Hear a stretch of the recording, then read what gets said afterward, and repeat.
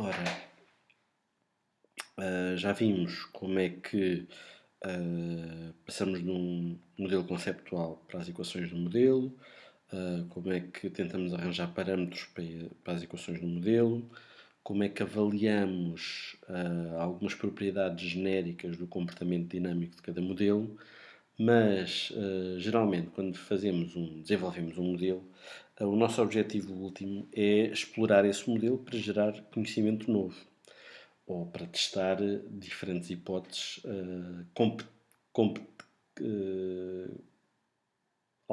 diferentes hipóteses alternativas para explicar o sistema biológico, os fenómenos observados no sistema biológico que estamos interessados em estudar.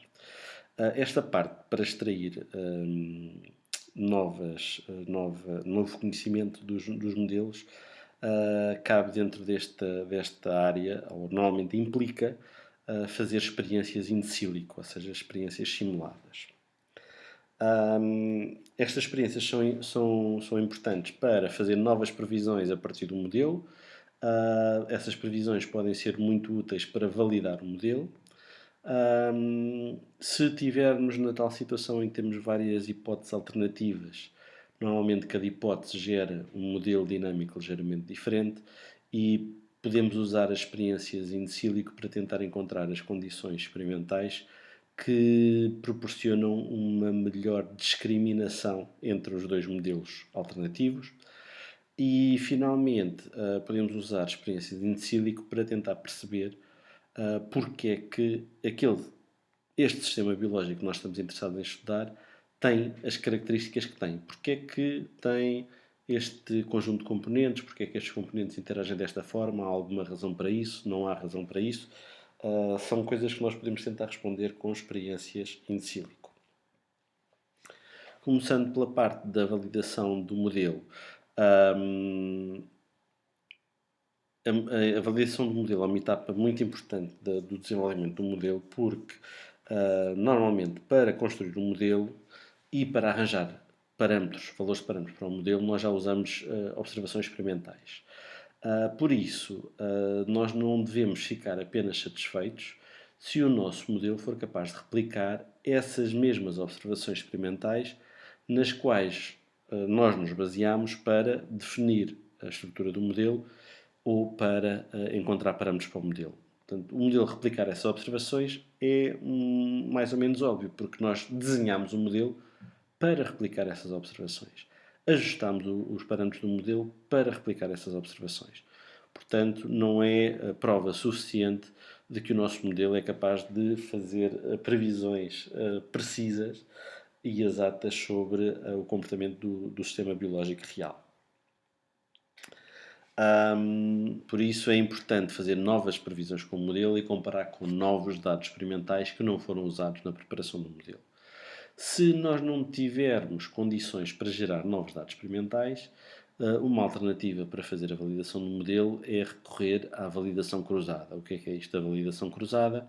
Significa que nós temos um conjunto de dados associados ao comportamento do nosso sistema biológico e vamos dividir esses dados num conjunto de treino e num conjunto de teste.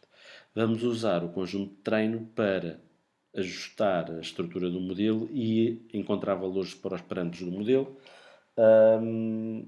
E usamos o conjunto de teste para validar o modelo, ou seja, vamos fazer experiências in silico para replicar nas condições que deram origem aos dados de teste e se as simulações do modelo nessas condições forem semelhantes aos dados de teste, então temos o modelo bem validado. Esta operação de validação cruzada, normalmente com uma partição dos dados em conjunto de treino e conjunto de testes, é um pouco arbitrária. Normalmente faz-se vezes repetidas, ou seja, fazendo diferentes separações aleatórias entre quais são os dados que são usados como treino e quais são os dados que são usados como teste. Se tivermos acesso ou colaboração com um grupo que produza dados experimentais, então podemos tentar encontrar uma experiência, portanto, fazendo experiências in silico, tentar encontrar umas condições experimentais que deem umas previsões novas, ou seja, que as simulações mostrem um comportamento que ainda não foi visto no modelo e depois vamos tentar provar experimentalmente ou testar experimentalmente se o modelo tem de facto aquele comportamento previsto no modelo. Se tiver, temos então o nosso modelo validado e só aí é que temos confiança, que podemos confiar nas confiança que podemos confiar, não fica muito bem, só aí é que temos confiança na capacidade do nosso modelo gerar previsões de qualidade. Outro uso das experiências in silico é na discriminação entre modelos. Portanto, aqui é o problema de, para o mesmo sistema biológico, os dados ou o conhecimento atual sobre esse sistema biológico levou a várias hipóteses sobre a estrutura ou sobre o modo de funcionamento daquele sistema biológico.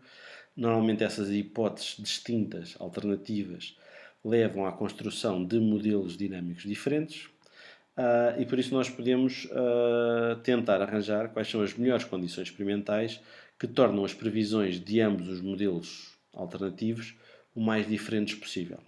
Isto, dito assim, parece que é fácil, mas como geralmente os dois modelos alternativos foram construídos com base em observações do modelo, geralmente eles, ambos os modelos alternativos, explicam igualmente bem parte dos dados disponíveis para o nosso sistema biológico.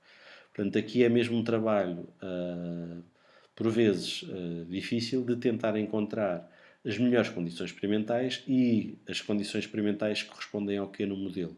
Correspondem a fazer uma perturbação ao modelo. Essa perturbação pode ser começar a simulação com valores iniciais diferentes, pode ser mudar valores de variáveis independentes, que no fundo representam estímulos ambientais, ou ainda pode ser alterar valores de parâmetros que correspondem, por exemplo, a perturbações genéticas, como por exemplo knockdowns ou knockouts que possam ser feitos experimentalmente. Temos um conjunto grande de possíveis settings experimentais e temos que procurar em quais dessas condições é que as previsões ou as simulações dos dois modelos alternativos são mais diferentes entre si. Porquê é que isso é importante? Porque aí teremos uma melhor garantia que temos uma boa experiência, uma experiência efetiva, que é capaz de distinguir os dois modelos que competem entre si para explicar o sistema biológico. Finalmente, e eventualmente se calhar uma aplicação das mais interessantes da modelação ou da análise de modelos dinâmicos é tentar perceber porque é que o sistema biológico tem as características que tem. Portanto, porque é que foi desenhado desta maneira, há quem não gosta da palavra desenhado, mas porque é que a seleção natural acabou por dar origem ou condicionar o sistema biológico para ele ter as propriedades que tem hoje em dia. Como é que nós vamos responder a isso? A ideia é vamos pôr-nos a situação que ao longo do tempo evolutivo a solução ótima para aquele sistema biológico podia ter sido outra. E geralmente aquilo que codifica, ou melhor, as características do modelo que são codificadas geneticamente, que é através da alteração da informação genética do organismo que a evolução, que a pressão seletiva funciona. Portanto, a sequência da informação genética de cada organismo vai determinar quem é que são os componentes do modelo e que interações é que têm entre eles e, eventualmente, vai influenciar os parâmetros quantitativos de um dado elemento do modelo. Por exemplo, se tivermos uma proteína do nosso sistema, que é uma enzima, o KPM é uma propriedade importante desse enzima, e o KPM depende da estrutura tridimensional da proteína, que por sua vez depende da sequência de DNA que codifica essa proteína. Por isso, evolutivamente, o sistema evoluiu para um certo formato, para uma certa estrutura, mas podia ter evoluído para outra diferente. Por isso, nós computacionalmente podemos gerar modelos alternativos, ou seja, diferentes configurações do modelo, com interações diferentes ou com parâmetros diferentes, e podemos tentar perceber o que é que o modelo que acabou por ser selecionado tem de vantagem seletiva face aos outros.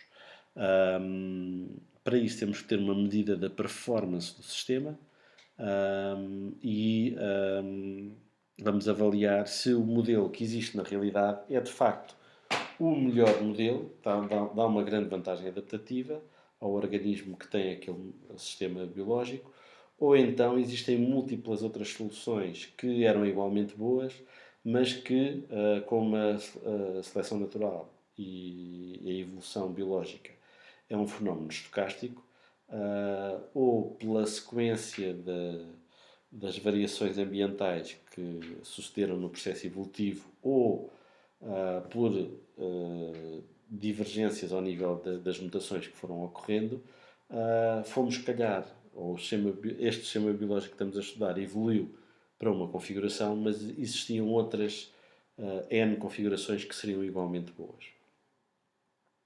Portanto, são análises que podem ser feitas com experiências in silico. As experiências in silico em si, o que é que são? Tanto como numa experiência real, devemos ter várias situações que queremos comparar. Portanto, no mínimo vamos ter uma situação controle e uma situação teste. Numa situação teste, vamos aplicar uma perturbação ao modelo. E vamos comparar a simulação desse modelo com perturbação com o próprio modelo sem a perturbação, ou seja, com a situação controle. Nós estamos a testar o efeito dessa perturbação. Essa perturbação é o nosso fator experimental, vai ter um impacto nas variáveis dependentes do modelo, que são quantidades que definem o estado do sistema como um todo. Por isso, o nosso objetivo é perceber o impacto dessa perturbação, mas se o nosso sistema controle não sofre perturbação nenhuma, muitas vezes, como a maioria dos sistemas biológicos tendem para uma situação de estado estacionário, o que vai acontecer é que, se nós não fizermos perturbação nenhuma, as simulações do sistema controle vão ser, se eu olhar para um gráfico de evolução temporal das variáveis dependentes, vão ser linhas horizontais, porque o sistema já está no estado estacionário e vai perpetuar-se no estado estacionário. Normalmente, para poder fazer uma comparação entre a performance de um modelo teste versus o modelo controle, em que fizemos uma perturbação do modelo teste, é preciso aplicar outras perturbações em simultâneo para perceber qual dos dois modelos, o teste ou o controle, é que tem uma melhor resposta, uma resposta mais adequada à perturbação, à segunda perturbação. E o que é que podem ser as perturbações? Quer aquela que nós estamos a tentar estudar, quer as outras que nós introduzimos só para tirar o sistema do seu steady state e observar como é que ele reage a essa perturbação. As perturbações podem ser variações nos valores iniciais, nas variáveis independentes, e aqui podemos mudar o valor da variável independente para outra valor constante, ou então podemos estudar como é que o sistema reage a certos padrões temporais de variação da variável independente. Imaginem, a variável independente num sistema pode ser a quantidade de glucose que existe no meio em que as nossas células estão a crescer, e nós podemos simular não apenas um valor fixo diferente da concentração de glucose no meio.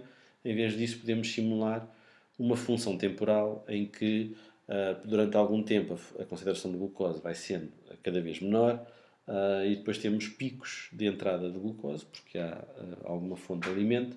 Esses picos de entrada de glucose podem ser mais ou menos longos, e podemos tentar perceber se o nosso sistema biológico reage bem ou lida bem com essas variações da disponibilidade de um nutriente ou não. E pode ser esse o nosso objetivo, para tentar perceber qual é a vantagem de algumas características do nosso sistema biológico.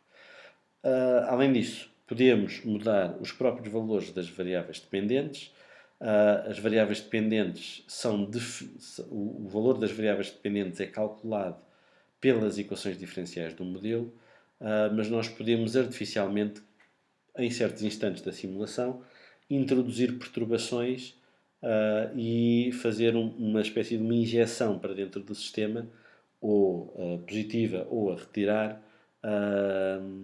moléculas ou concentração de um certo componente do sistema. Portanto, a este tipo de experiências chamam-se, por exemplo, adição em bolos, em que num dado instante há uma variável dependente do modelo que vai alterar o seu valor e depois vamos ver como é que daí em diante o sistema vai convergir para o estado estacionário anterior ou se vai evoluir para outra configuração, e às vezes estamos só interessados no padrão dessa resposta, não tanto para que novo estado estacionário é que o sistema vai, mas como é que ele converge de um estado estacionário a outro. As primeiras três, finalmente ainda, podemos alterar valores dos parâmetros. Todas estas quatro hipóteses são perturbações que nós podemos usar em experiências in silico. As primeiras três representam perturbações ao ambiente, que são relativamente mais fáceis de fazer num setting experimental. A última, portanto, alterações dos valores de parâmetros, corresponde a uma perturbação genética. Portanto, já corresponde a uma experiência que no caso de ser uma experiência não in silico, seriam experiências que envolviam knockdowns, knockouts, indução de mutações na região codificante de um certo componente do sistema, aplicação de inibidores farmacológicos que vão alterar os parâmetros do modelo e que são perturbações mais drásticas do que alterar valores iniciais ou variáveis independentes ou dependentes.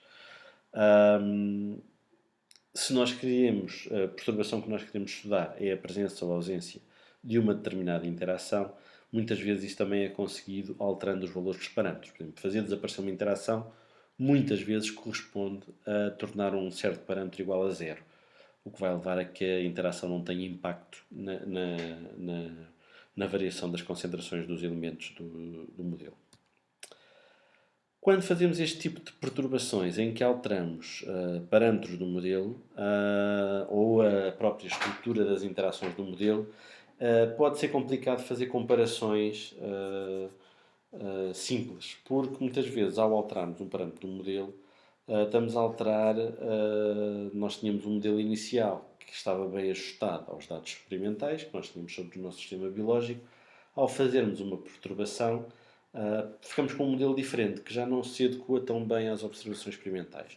Por isso, normalmente, não basta fazer aquela perturbação que nós estávamos a tentar testar, fazer um knockdown ou knockout de um gene que nós estamos interessados em perceber a função que ele tem naquele modelo, mas além dessa alteração, eventualmente é preciso fazer mais algumas alterações noutros parâmetros, de maneira a que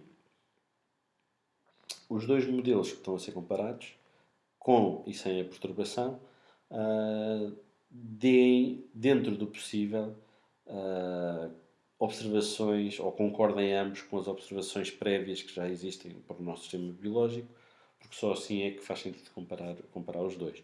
Porque senão um dos modelos, com a perturbação, já era um modelo irrealista por si só, porque não era capaz de reproduzir as observações experimentais. Portanto, geralmente, para fazer uma experiência in silico denominada controlada matematicamente, é necessário identificar bem qual é a característica do modelo, o parâmetro ou a interação que nós queremos tentar perceber o impacto que tem no sistema, e vamos construir dois modelos, um com essa característica, outro sem essa característica. A característica pode ser ou uma interação ou um valor de um parâmetro. E depois temos que tornar esses dois modelos o mais parecidos possíveis. Têm que ser parecidos se os dois modelos, normalmente acontece, têm alguns parâmetros que têm exatamente o mesmo significado físico num modelo e no outro, esses parâmetros devem manter-se iguais nos dois modelos alternativos. Por outro lado, geralmente quando nós ajustamos um parâmetro, hum, estamos a alterar um ou mais processos no nosso modelo dinâmico. Cada um desses processos tem equações de velocidade e, por vezes, nas mesmas equações de velocidade, entra o elemento que nós alteramos e entram outros parâmetros. E por isso, às vezes, pode ser necessário fazer alguma compensação desses outros parâmetros que afetam os mesmos processos que o componente do sistema que nós estamos a testar.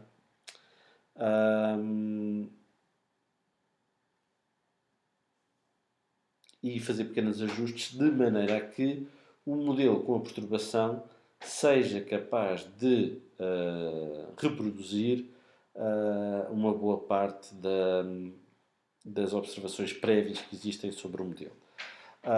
O primeiro tipo de equivalência, ou seja, parâmetros que têm o mesmo significado físico, que são iguais em termos de definição, devem ter valores iguais nos dois modelos. É o princípio da equivalência interna e fazer com que ambos os modelos reproduzam os mesmos estados estacionários ou as mesmas padrões temporais do modelo original é o princípio da equivalência externa. Temos que fazer com que de fora os dois modelos pareçam muito semelhantes. Depois vamos aplicar novas perturbações e tentar perceber aquele modelo em que nós fizemos uma alteração de uma interação ou de um parâmetro, de facto, onde é que ele começa a responder de maneira diferente. Para avaliar essa maneira de responder diferente, muitas vezes é útil definir critérios de performance, ou seja, saber se o modelo está a ter um bom comportamento. E ter um bom comportamento normalmente é um comportamento que favorece a sobrevivência do sistema biológico que nós estamos a estudar. Por exemplo, favorece ou aumenta a probabilidade de resistir a uma fonte de stress, a um agente infeccioso, a mudanças ambientais, e temos que arranjar uma maneira de medir, de quantificar a qualidade do modelo a atingir esses objetivos. Depois temos que aplicar uma ou mais várias experiências in silico, ou seja, provocar alterações em condições iniciais, valores de variáveis independentes, valores de variáveis dependentes ou de parâmetros e tentar perceber se aquela perturbação que nós fizemos levou a um aumento da performance funcional do sistema ou uma diminuição da performance funcional do sistema. Isso permite-nos avaliar qual dos sistemas tem um design mais adequado, mais próximo das observações prévias e tentar perceber a função de cada componente no funcionamento global do sistema.